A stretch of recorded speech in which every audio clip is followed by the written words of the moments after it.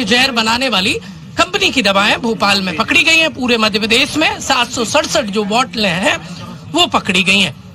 छिंदवाड़ा में 14 बच्चों की मौत के बाद अब विभाग जाग गया है और जगह जगह छापामार कार्रवाई कर रहा है।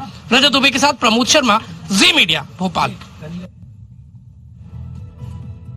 तो दवाई अमानक है और इसके बाद भी अभी भी वो बेची जा रही है। कई जगहों से वो खेप पकड़ी जा रही है। इस पर बात करने के लिए हमारे साथ डॉक्टर कनिका तिवारी जी इस वक्त जुड़ गए हैं। सीएमडी हैं आप मदरलैंड हॉस्पिटल की। डॉक्टर कनिका, आपका बहुत बहुत स्वागत है। धन्यवाद जी। सबसे पहला सवाल तो यही है कि दवाइयों पर अगर भरोसा ना करें किसी मर्ज के लिए तो किसके ऊपर भरोसा करें? और जो केमिस्ट की दुकान पे मिल रहे हैं, जिसको डॉक्टर अपने पर्चे में लिखकर दे रहे हैं, अगर उन पर भरोसा ना करें तो फिर किस पर करें? और ये कैसे हो जाता है? आप कुछ बता सकते हैं दर्शकों को कि ये कहां चूक होती है, कैसे होती है कि दवाइयां भी जहरीली हो जाती हैं? जी देखिए, बहुत जगह से चूक हो सकती है। सबसे पहले तो हमें अपनी सरकार पे भरोसा करना चाहिए कि वो थोड़ा सा जो ये ड्रग कंट्रोल है, मैन्युफैक्चरिंग यूनिट्स हैं, उन पे थोड़ा सा ज्यादा नियम की सख्ती लाएं।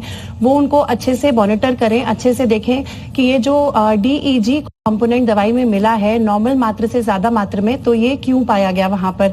तो ये पहले से ही अगर सख्ती होती तो शायद हम ये जरूरत ही नहीं पड़ती इस सेशन को यहाँ पे लाने की। एंड दूसरी चीज ये कि कई बार ऐसा भी होता है कि घर में पेरेंट्स होते हैं कि कफ सिरप है, खुद भी लेते हैं तो बच्चे को भी दे दिया। तो छोटे बच्चों को लेकर स्पेशली कोई भी चीजें आपको खुद से नहीं करनी चाहिए, आपको जरूरी सलाह लेनी चाहिए। कुछ मेडिकेशंस ऐसी हैं जो कि छोटे बच्चों में यूजुअली हम नहीं देते हैं।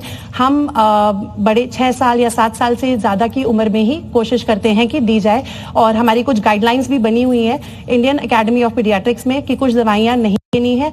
जहां पर छोटे बच्चों का सवाल होता है, डोज बहुत इंपॉर्टेंट होती है, तो डोज की मात्रा भी हम देखें। एंड सेकेंडली पेशेंट्स को भी मैं ये कहना चाहूंगी कि जब वो ड्रग्स खरीदते हैं, कोई दवाई खरीदते हैं, तो मैन्युफैक्चरिंग यूनिट का ध्यान रखें एंड जो पैकेजिंग है उसको देखें। तो इस तरह से हम थोड़ा सा प्रिकॉशंस ले सकते हैं। बिल्कुल कनिका जी, लेकिन साथ साथ ये भी सवाल समानांतर चल रहा है कि फिर उस विभाग की क्या जिम्मेदारी है जो ड्रग्स को कंट्रोल करता है? ड्रग कंट्रोलर है वो कई बार तो उनके ऊपर ये भी आरोप लगाते हैं मेडिकल फर्टिनिटी कि भाई ये पैसे लेकर भी दवाइयां पास कर देते हैं। एक बहुत बड़ा इसको लेकर भी नेक्सस चलता रहता है। तो क्या इस तरफ भी ध्यान देने की जरूरत है कि कैसे ये दवाइयां सप्लाई हो रही हैं, कैसे ये दवाइयां आ रही हैं? क्योंकि आरोप यह है कि DEG की जगह अगर सही पेंट डालते हैं तो फिर ज्यादा पैसा लगता है दवाई की मैन्युफैक्चरिंग में, उसको बनाने में। तो ये सस्ता करने के चक्कर में, अपना फायदा कमाने के चक्कर में बच्चों की जान से खेल गए। जी, इस बात पे जरूर हमें सोचना चाहिए कि बच्चों की जान का सवाल होता है। बच्चे नहीं, बड़े भी किसी की जान से हमें खिलवाड़ नहीं करना चाहिए। और जहां पर मैन्युफैक्चरिंग हो रही है, हेल्थ डिपार्टमेंट एक ऐसा डिपार्टमेंट है जो बिल्कुल ऑनेस्ट होना चाहिए, क्योंकि somebody's life is involved. And जो हमारी सरकार है, हमें जरूर उन पे भरोसा है और भरोसा होना चाहिए कि ये सब चीजें ना हो। बिल्कुल, लेकिन एक चीज और जो आमतौर पर आसपास मैं देखता हूं वो ये है कि अब तो YouTube से भी लोग दवाइयां देखकर बच्चों को दे देते हैं। भाई हल्का बुखार हुआ, कौन सी दवाई है, YouTube पर देखा दे दिया, गूगल पर देखा दे दिया, गूगल पर दवाइयों का डिस्क्रिप्शन मिल जाता है वो दे दिया। क्या करना चाहिए ऐसे में पेरेंट्स को, खासतौर से खांसी, सर्दी, जुकाम, हल्का बुखार ऐसे मामलों में? जी बिल्कुल, आप सही कह रहे हैं। उसी पे मैं फोकस करना चाहूंगी कि जैसा आमतौर पे कई बार घर में होता है कि छोटी मोटी दवाइयां, चलो 2 चम्मच कफ सिरप हम लेते हैं, तो बच्चे को खांसी है तो बच्चे को कफ सिरप 1 चम्मच दे रही। और बिल्कुल भी ऐसा नहीं करना चाहिए। पीडियाट्रिशियन की सलाह लेनी चाहिए, क्योंकि जो डोजेज होती हैं बच्चों की वो बहुत ज्यादा जरूरी होती हैं। थोड़ी सी भी ज्यादा डोज जानलेवा हो सकती है। और खांसी जो होती है, आमतौर पे जो बच्चों की खांसी होती है वो उसको सप्रेस नहीं करना चाहिए, उसके कॉज को ढूंढना चाहिए। लाइक कई बारी ये खांसी निमोनिया की वजह से हो सकती है, एस्थमा की वजह से हो सकती है, नॉर्मल वायरल इन्फेक्शन हो सकता है। तो हम कॉज को आइडेंटिफाई करें और हम कॉज को ट्रीट करें तो वो बेटर होगा। और आइडेंटिफाई करने के लिए आपको डॉक्टर के पास जाना जरूरी है।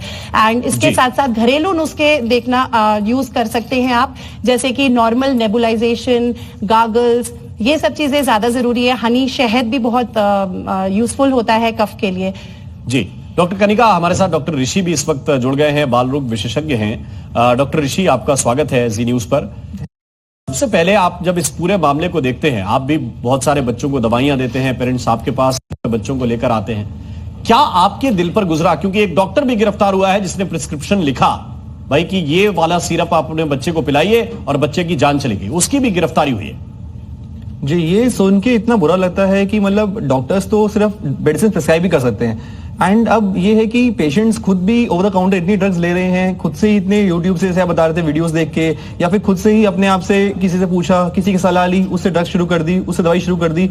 एंड कई कंपनीज, इतनी स्ट्रिक्ट रेगुलेशंस है भी नहीं है हमारे इंडिया में, एंड मैं गवर्नमेंट से गुजारिश करना चाहूंगा कि इसमें रेगुलेशंस को और स्ट्रिक्ट करा जाए और अच्छे से स्ट्रिक्टनेस दिखाई जाए, ताकि जो जितनी भी कंपनीज कुछ एडल्ट्रेशन कर रही हैं या कुछ टॉक्सिक सब्सटेंसेस मिला रही हैं, देयर आर सब्सटेंसेस लाइक जो इस ड्रग में मिले हैं, लाइक डाइइथाइलिन ग्लाइकॉल है या इथाइलिन ग्लाइकॉल भी, जो चीजें हैं वो बहुत ज्यादा टॉक्सिक है, and they are very toxic to liver and kidneys which are causing deaths in these small children.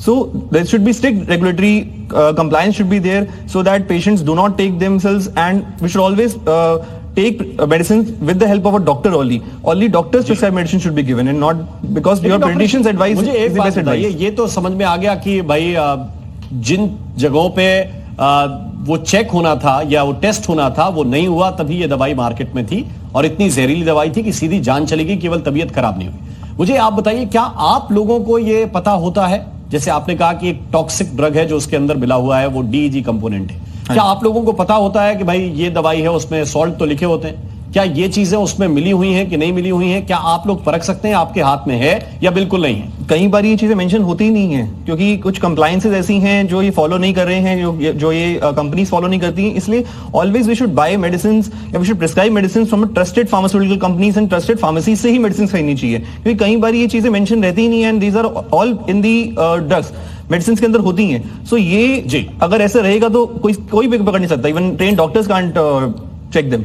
ठीक है, कनिका जी आप कुछ ऐड करना चाह रहे हैं? जी सर, इसमें मैं ये ऐड करना चाह रही हूँ कि जैसे अगर कई बारी दिक्कत है, लोग नहीं फार्मेसी तक पहुंच पा रहे हैं and they have no option, online ही खरीदना है, तो नेशनल बोर्ड ऑफ फार्मेसी जो है उन्होंने कुछ सेफ वेबसाइट्स बनाई हुई हैं, ट्रस्टेड वेबसाइट्स हैं, उसी से खरीदें।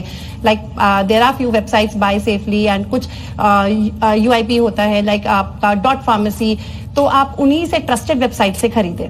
लेकिन इसके साथ साथ कनिका जी ये सवाल भी है, फिर डॉक्टर्स के ऊपर भी कई बार ये आरोप लगते हैं कि डॉक्टर ये फलां ब्रांड की दवाई इसलिए लिख रहे हैं क्योंकि इनका कमीशन बंधा हुआ है, इनके पास भी 10% 20% पैसा जा रहा है, इसीलिए ये कह रहे हैं कि ये रिकमेंडेड ब्रांड खरीदिया।